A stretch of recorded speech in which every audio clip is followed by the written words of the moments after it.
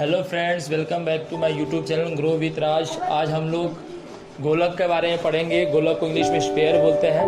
पहले कुछ फार्मूला के बारे में हम लोग डिस्कस करते हैं, फिर उसके बाद से सम्स का भी मैं बताऊंगा। इसका भी मैं डिटेल नहीं पढ़ूंगा। तो देखिए, ये जो मैं गोला बनाया हूँ, ये 3D शेप है, एक बॉल के आकार का। ध्यान सुनना सब कोई, एक बॉल का आकार का जो रहता है वो हम लोग बोलेंगे गोलक। लेकिन अगर एक सिर्फ गोला वाला हो, जैसे कंगन पहनते हैं हम लोग, तो बॉल तो नहीं है, वो एक मतलब कि गोला सा बना हुआ है, उसको बोलेंगे वृत्त। तो गोलक जानने से पहले हम लोग को वृत्त पढ़ना पड़ेगा। तो वृत्त में देखिए क्या होता है। वृत्त का ये जो इंडिकेट मैं कर रहा हूँ, ये जो बीच वाला, इसको बोलते हैं केंद्र। और केंद्र से कहीं भी अगर हम लोग इसको मिला देंगे, ये सब का सब बनेगा अर्धव्यास। और अगर यही मेरा पूरा बन जाएगा तो बन जाएगा व्यास। अर्धव्यास को इंडिकेट करते हैं आर से, ठीक है। तो व्यास क्या इंडिकेट हो जाएगा, 2r, ठीक है। उसी प्रकार देखिए, अगर ये परिधि क्या होता है, क्षेत्रफल क्या होता है, इसमें ध्यान से देखो। परिधि हमारा क्या हुआ, अगर कोई लड़का यहाँ पे खड़ा है, इस जगह खड़ा है, और चलते चलते चलते चलते ऐसे करते करते करते करते ये पूरा ये अपना राउंड कर लिया एक तार को, ये किनारा किनारा जो बॉर्डर बना, ये हम लोग बना परिधि, ठीक है। अब क्षेत्रफल क्या होता है, तो क्षेत्रफल ये अंदर का जितना जमीन घेरा हुआ है, ठीक है, ये मेरा बनेगा क्षेत्रफल। तो वृत्त का परिधि होता है 2πr, इसको पाई बोलते हैं। इस तरह कर बनाने का देखो कैसे बनाओगे, इस तरह से ऐसे लिखिएगा और इसे बीच में बना दीजिएगा, ठीक है। वैसे बुक में आप लोग ऐसे बना रहेगा, ठीक है। तो इस तरह से बना सकते हैं। अब वृत्त का परिधि पढ़ लिया, अब हम लोग पढ़ेंगे वृत्त का क्षेत्रफल। क्षेत्रफल बता दें क्या होता है, वृत्त का क्षेत्रफल होता है πr²। इन दोनों का यूज होगा, ठीक है। अब हम लोग पढ़ते हैं गोलक। तो अगर रस्सी लेके हम लोग ऐसे गोला बनाते हैं, ठीक है, ऐसे एक गोला बना दिए, 2 गोला बना दिए, 3 गोला बना दिए, 4 ठो रस्सी का। तो जब ये चारों गोला को एक के ऊपर एक रख देंगे, तब जाके बनेगा एक गोलक। कुछ तो बनेगा, मतलब कि एक गोलक मैंने क्या बोल रहा हूँ, जैसे एक फुटबॉल, बड़ा सा बॉल, कोई भी अंदर जैसे बलून, ठीक है, अंदर मतलब पूरा घेरा रहेगा। तो 4 ठो गोला को जब मैं बनाऊंगा, तब जाके मैं बनेगा एक, ठीक है, हम लोग का गोलक। एक रस्सी के गोला बनाएंगे, वो वृत्त में आ जाएगा। गोलक का वक्र और समग्र तल क्या होता है। गोलक का कोई तल होता नहीं है, गोलक का तो 0 सरफेस होता है, क्योंकि गोला में होता है। तो गोलक का वक्र और तल, मतलब वक्र और समग्र दोनों इक्वल होगा, इसीलिए गोलक का वक्र तल का क्षेत्रफल होगा 4πr²। 4πr² क्यों किए हैं, क्योंकि कम से कम रस्सी का 4 ठो जब वृत्त बनाओगे तब जाके गोला बनेगा। तो 4 ठो वृत्त बनाने से एक गोलक बन जाएगा। तो देखो, वृत्त का क्षेत्रफल होता है πr², 2 वृत्त का क्षेत्रफल होगा 2πr²। ऐसे करते करते 4 ठो का क्या होगा, 4πr²। क्षेत्रफल रहेगा तो हम लोग वर्ग इकाई करेंगे। अब आप लोग बोल रहे हो सर क्षेत्रफल है πr² क्यों किए।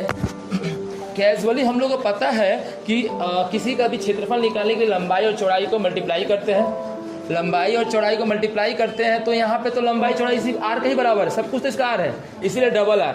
और आयतन निकालने क्या करते हैं, लंबाई चौड़ाई और आयतन को गुणा करते हैं। ध्यान से सुनने की कोशिश करिएगा, लंबाई चौड़ाई और आयतन गुणा करते हैं। गोलक वास्तव लंबाई चौड़ाई है ही नहीं, सिर्फ r है। तो आयतन में कितना r गुना करना होगा, 3r, इसीलिए 3r है। ये दिमाग में सेट कर लीजिएगा, ठीक है। जहां h रहेगा और r रहेगा तो 2r का गुना हो जाएगा, एक h के आयतन निकाल सकते हैं। लेकिन यहाँ पे सब कुछ तो r ही है, तो क्षेत्रफल में 2r, आयतन में 3r। जैसे हम लोग बेलन में पढ़े हैं, क्षेत्रफल में 2πrh, ठीक है।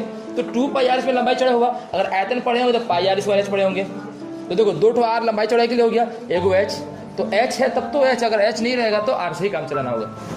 तो गोलक का वक्र और समग्र तल का क्षेत्रफल क्या हो जाएगा, ठीक है, हम लोग हो जाएगा 4πr²। तो ये अर्ध गोलक का क्या होगा, देखो पूरा गोलक का 4πr², आधा गोलक का क्या होगा, आधा गोलक का यहाँ पे स्क्वायर होगा बच्चों।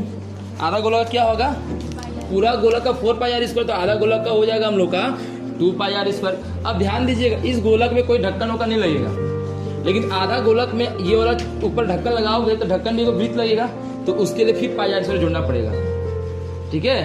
तो ये आधा गोलक का ये हम लोग का वक्र तल का क्षेत्रफल होगा। आधा गोलक क्या होगा, वक्र तल का क्षेत्रफल होगा। अर्धगोलक का वक्र तल का क्षेत्रफल होगा 2πr², ठीक है, अर्धगोलक का। अब हम लोग गोलक का आयतन पढ़ते हैं।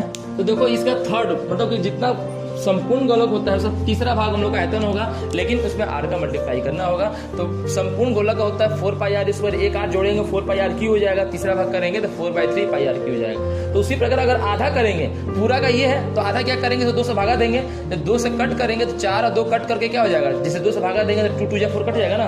मैं यहाँ रफ में दिखा रहा हूँ, अच्छा समझ में आ जाएगा। जैसे ये देखिए, ये हो जाएगा 4/3πr³।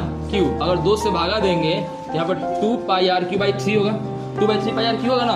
ये हो जाएगा अर्धगोलक का आयतन, ये हो जाएगा अर्धगोलक का समग्र तल का क्षेत्रफल 2πr²। लेकिन अर्धगोलक का वक्र तल का क्षेत्रफल 2πr²। ठीक है, ये मैं इरेज कर दे रहा हूँ।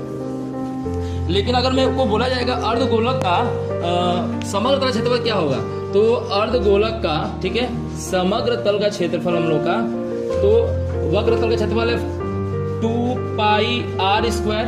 ठीक है, ऊपर में एक ढक्कन लग जाएगा, एक ढक्कन लग जाएगा तो ढक्कन क्या बन रहा है, वृत्त। वृत्त का क्षेत्रफल एक वृत्त क्या होगा, πr² होगा। तो 2πr² और एक πr² ऐड कर देंगे तो हम लोग हो जाएगा 3πr²। ये हम लोग को अर्धगोलक का समग्र तल का क्षेत्रफल होगा। लेकिन गोलक में वक्र और समग्र दोनों सेम होगा।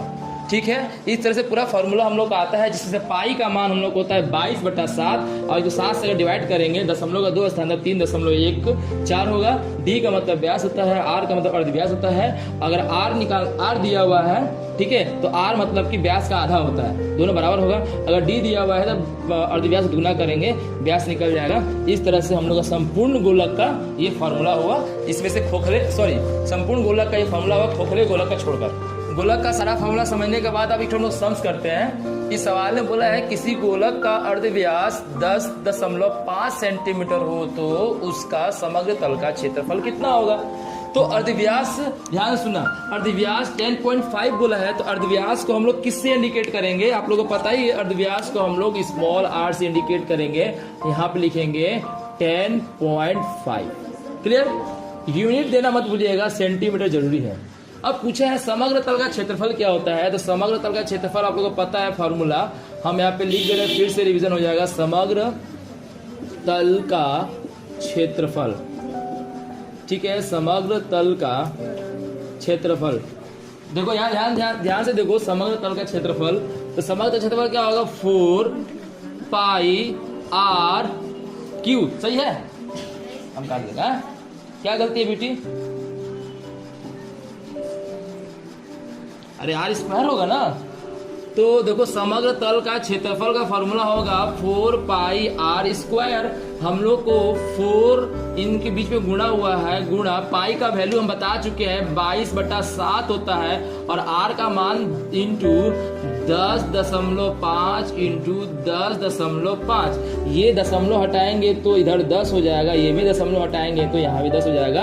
अब 7 से हम लोग इसको कट करेंगे, ठीक है। जब 7 से कट करेंगे, देखो 7 बन जाए 7, यहाँ पे फिर 7 बन जाए 7, 3 7 5 जा 35, मतलब 7 बचे 35, तो ये 15 बार में कट जाएगा। ऊपर में क्या आया मेरा 4 into 22 into 15 into 105 divide by 100। इसको और छोटा कर रहे हैं, 4 से ये कट कर दो तो 25 बार में कट हो जाएगा।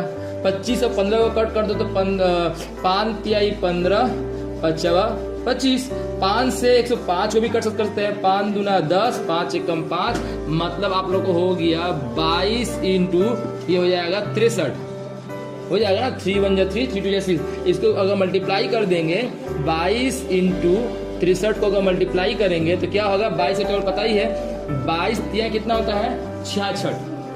66 का 6 हाथ में फिर 6 हो जाएगा, 22 6 का 132, 132 और 6 132 और 6 138। ये हम लोग का क्या निकला है, क्षेत्रफल, और यूनिट क्या है, सेंटीमीटर। तो सेंटीमीटर का स्क्वायर ये हो जाएगा आंसर, ठीक है।